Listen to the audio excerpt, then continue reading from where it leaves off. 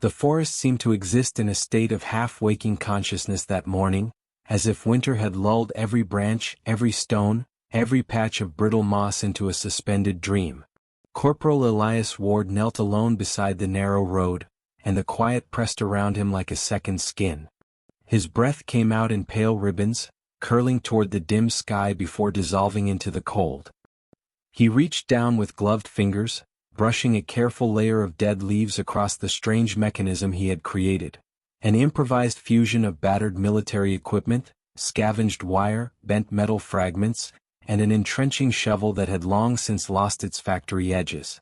It was a desperate invention, the sort only a man exhausted, cornered, and forced into ingenuity could conceive. Yet as Ward adjusted the final piece and ensured the trigger plate was properly concealed beneath the crusted mud, he felt the faint but unmistakable sensation of possibility trembling inside him, like a small flame flickering defiantly against the icy wind.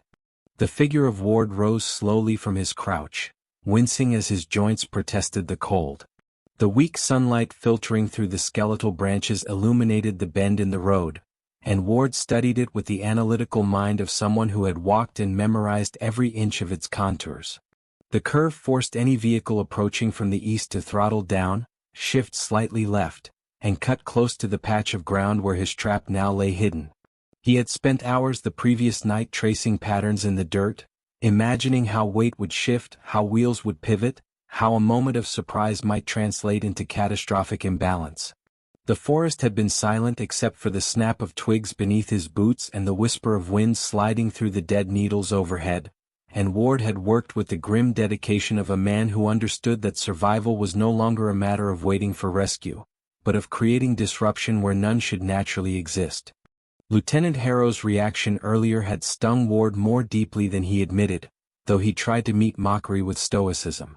Harrow had inspected the contraption with an expression that hovered somewhere between restrained amusement and weary disapproval.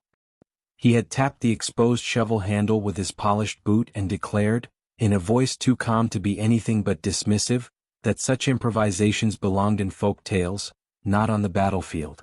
The other soldiers laughed, a sharp, brittle laugh that carried the unmistakable weight of hopelessness disguised as mockery. Yet Ward saw something in their eyes beneath the fatigue and cynicism, the faintest glimmer of curiosity, perhaps even longing. When men had nothing left to rely on, even the tiniest spark of unpredictability could be a form of rebellion against despair. Harrow's authority couldn't smother that truth.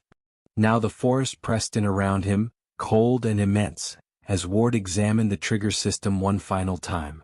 The tension plate, a thin, rust-bitten sheet of metal scavenged from a broken supply crate, rested at a precarious angle held taut by twisted radio wire. The shovel blade lay buried just deep enough that only its edge would snap upward when the pressure aligned perfectly. The device was inelegant, clumsy even, but deliberately so. Its unpredictability was its weapon.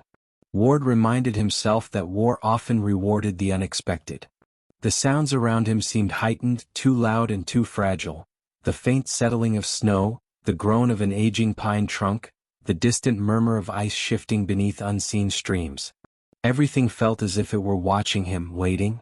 The first distant hum of an engine arrived not as sound but as vibration, rippling faintly through the cold-packed earth beneath Ward's boots. He froze, head snapping toward the east, breath slowing to a thin whisper.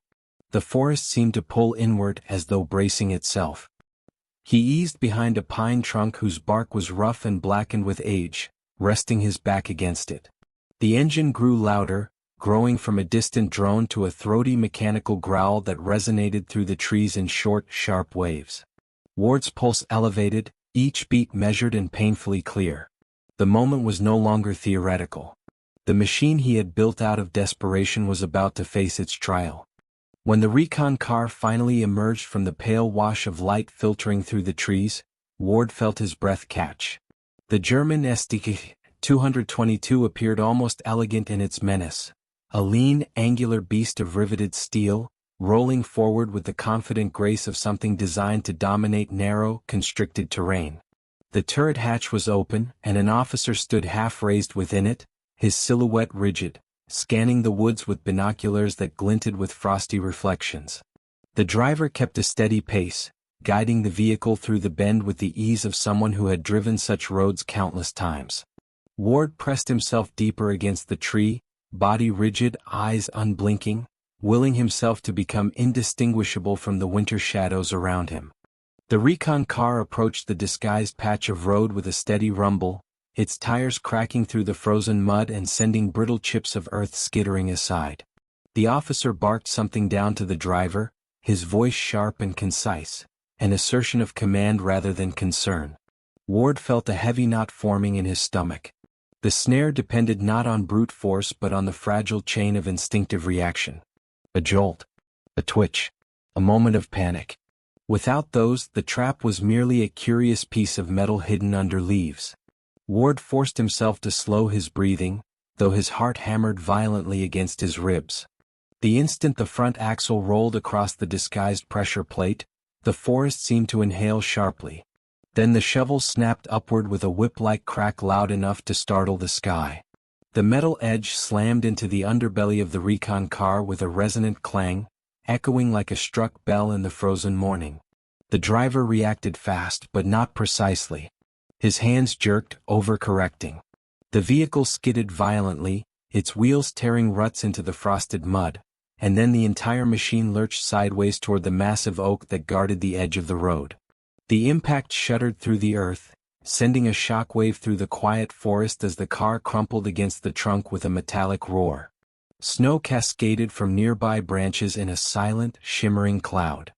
Ward remained frozen for several seconds, stunned by the brutal efficiency of what he had unleashed. Steam burst from the crushed radiator in thick, hissing plumes, white against the cold air. The turret officer had been violently thrown from his stance. He now slumped half inside the hatch, one arm dangling limply toward the ground. The rear wheel spun uselessly, kicking up a weak spray of mud. The forest, moments earlier divided between man and machine, now absorbed the wreckage into its stillness, as though claiming it as part of its ancient landscape. At last Ward forced himself to move, emerging from behind the pine with cautious, deliberate steps. His rifle was raised, though his hands trembled slightly, not from fear but from the release of tension so sharp it bordered on pain. He circled wide around the vehicle, scanning for movement through cracked windows and bent metal. The interior smelled of hot oil, iron, and cold air. Through the fractured glass, he saw the driver pinned awkwardly against the steering wheel, breathing shallowly, eyes half open and glazed with confusion. A surge of conflicted compassion swept through Ward, but war allowed little room for sentiment. A metallic scrape from the turret snapped his attention upward. The officer, though dazed and bleeding, had begun to stir. His eyelids fluttered, then opened with a sharp awareness born of survival instinct. Their eyes locked, two men from opposite sides of the same brutal conflict, caught in the unyielding geometry of inevitability. The officer's hand moved toward his holster, slow but determined. Ward didn't hesitate. His rifle cracked once, the sound slicing through the cold like a blade. The officer collapsed backward into the turret, his body falling with the dull finality of a dropped stone. Ward lowered his rifle, the enormity of the moment settling over him like a heavy cloak. He moved quickly to the driver, whose groans had grown louder. Pulling the man free required sharp, urgent strength. The metal interior resisted, gripping the soldier like a cage unwilling to surrender its prisoner. When Ward finally dragged him clear, the driver's breath fogged the air in quick, pained bursts. Ward bound his hands using a length of comms wire salvaged from the wreck, whispering an apology the German couldn't understand but perhaps could feel in the gentleness of Ward's touch. Mercy and necessity intermingled in a grim balance. Leaving the prisoner momentarily secure, Ward turned back to the vehicle's interior. The chaos inside was claustrophobic. Papers scattered across the floor, cracked radios sparking weakly, ammunition boxes thrown open in the crash. A faint smell of gasoline tinged the air. He dug through the debris methodically, fingers brushing against loose rounds, a broken binocular lens, and at last a metal case lodged behind the passenger seat. Inside it were documents sealed with a stark red insignia. Ward's pulse quickened as he opened them.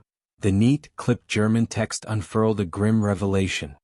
A full armored column was advancing through the region, scheduled to pass this very stretch of road within 30 minutes. The recon car had been one of the lead eyes in the operation. Now, blinded and disconnected from its scouts, the column would move more cautiously, perhaps even hesitantly. Ward felt the significance of this ripple through him. His crude, mocked invention had not merely created chaos, it had interrupted a strategic advance. It was a thread pulled from a much larger tapestry, and sometimes one thread was enough to unravel an entire pattern. He tucked the document securely into his coat and sprinted into the forest, pushing his body until the cold air scoured his lungs with every breath. Snow-laden branches whipped across his arms, and the forest floor gripped at his boots with hidden roots and uneven ground. But Ward moved with the urgency of a man carrying both victory and responsibility. His mind raced ahead of his body, forming words he would need to say, arguments he would need to make, explanations he would have to deliver with absolute clarity. When he burst into camp, the soldiers turned toward him with alarm, their earlier weariness dissolving under the shock of his appearance. Mud streaked his uniform, his breath came in harsh clouds, and his eyes carried the unmistakable sharpness of adrenaline. He relayed the entire sequence: trap sprung, vehicle incapacitated, officer neutralized, prisoner bound, orders retrieved, with a speed that forced the men into stark, attentive silence. The campfire cracked, sending sparks upward like startled stars. Lieutenant Harrow stepped closer, his disbelief etched deeply into the lines of his face. He questioned Ward carefully, first probing for exaggeration, then for misinterpretation, and finally for any detail that might undermine the reality of what had occurred. But Ward's answers were steady and precise, grounded in truth and urgency. When Harrow finally understood the full weight of the situation, something in his expression shifted, skepticism softening into a reluctant yet undeniable respect. Within moments, the camp transformed from static exhaustion into focused motion. Soldiers packed equipment with revitalized purpose, strapped ammunition belts to their chests, kicked dirt over the remains of their dying fires, and followed Harrow's shouted commands with renewed discipline. The air vibrated with urgency but also with something new, an ember of belief. The German advance was no longer an unstoppable wall but a slowed, disoriented force. Ward's improbable act had bought them time, and time in war was a form of power. As the unit prepared to move deeper into the woods, Harrow approached Ward again. This time there was no skepticism in the lieutenant's gaze, only recognition. He placed a firm hand on Ward's shoulder, an unspoken declaration of trust that carried more weight than any verbal commendation. Ward felt the gesture settle into him like warmth spreading through frozen limbs. For the first time in days he no longer felt like an anonymous cog in a desperate machine, but a soldier whose instincts mattered. The column of men moved through the forest in a disciplined line, the crunch of frost beneath their boots forming a rhythmic pattern that echoed faintly through the trees. Behind them, the faint rumble of German engines reverberated through the forest, each vibration a reminder of the danger threading steadily closer. Ward looked back only once, scanning the distant curve where the recon car lay silent and contorted. The woods absorbed sound and shape with uncanny swiftness, but the memory of the crash remained vivid in his mind, a fulcrum on which their survival now balanced. Reaching a rocky ridge overlooking the crash site, the unit paused briefly. Below them, the recon car's broken form leaned against the oak tree like a defeated beast. Smoke curled upward in thin, wavering strands that dissolved into the gray morning sky. From this height, the wreck appeared small, almost insignificant. But Ward knew the truth: it was a fracture point in the German line, a disruption that would ripple outward with increasing effect. War sometimes turned on details so small they were invisible until the moment they detonated into consequence. The men rested on the ridge, their breaths steaming in the cold. Some exchanged weary jokes about Ward's odd invention, their voices carrying a mixture of disbelief and admiration. Names for the contraption surfaced: the forest's fist, the shovel that whispered, Ward's miracle. Their laughter was subdued but genuine, a fragile thread of humanity weaving through the brutal fabric of their circumstances. Ward felt a faint smile tug at his lips, though he kept his gaze on the forest below. As snow began to fall in slow, delicate spirals, the forest darkened under the heavy sky. The men rose and began their march again, their figures blending into the shifting curtain of white. Ward moved in thoughtful silence, the rhythmic crunch of snow beneath his boots syncing with the slow, steady cadence of his mind. He reflected on the paradox of war, how destruction could stem from invention, how survival demanded creativity, how the smallest, strangest idea could transform into something capable of altering the trajectory of an entire operation.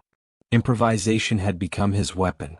A messenger from a neighboring unit arrived breathless, cheeks red from cold and exertion. He reported that the German armored column had slowed drastically. Confusion and hesitation were spreading among the enemy ranks, their advance disrupted by the sudden silence of their forward scouts. Harrow absorbed the information quickly, adjusting plans with cold precision. Ward watched the men around him straighten, their movements infused with renewed determination. The trap had not merely bought time, it had injected belief into weary hearts. Before disappearing deeper into the dense maze of trees, Ward turned back one final time. Through the falling snow, he could just make out the ghostly silhouette of the destroyed Recon car. Its frame bent, its metal cold, its smoke curling like fading spirits into the sky. He knew then that a story would grow from this moment, whispered among soldiers hungry for hope. His makeshift shovel snare, once dismissed as foolish, had carved itself into the memory of the war, not as a grand victory, but as a moment of sharp, improbable defiance. And Ward understood that sometimes in the shadow of overwhelming forces, a single moment of defiant ingenuity was enough to shift the balance toward survival.